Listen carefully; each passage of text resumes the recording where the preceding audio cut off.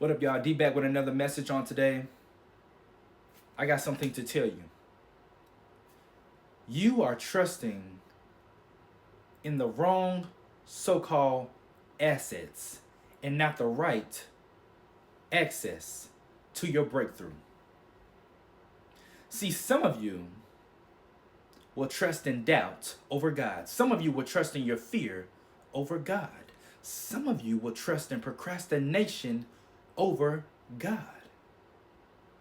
And then there's some of you who will trust in God over doubt. You will trust in God over fear. You will trust in God over procrastination.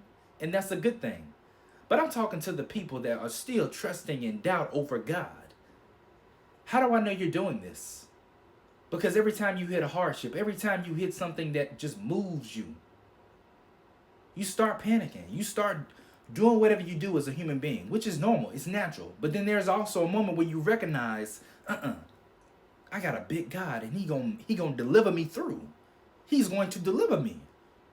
And some of you don't believe God can carry you through the storm, so then you end up relying on the doubts. You end up relying on the fear. You end up relying on the procrastination. You end up relying on bad friends. You end up relying on the devil's lies.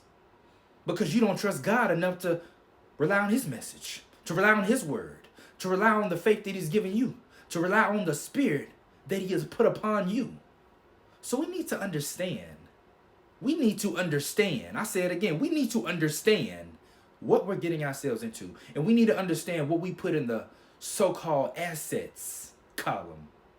Because some of those assets ain't really assets. They just liabilities to you, to the people around you, to the kingdom of God, to your vision, to your dreams.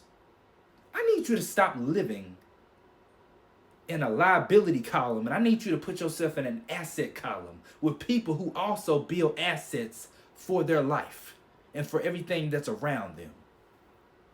I love you guys. Be safe. Go do something great today. Be an asset to somebody. And if you're not in an asset climate, go get in one, because you're in a liability climate. Let's go, y'all.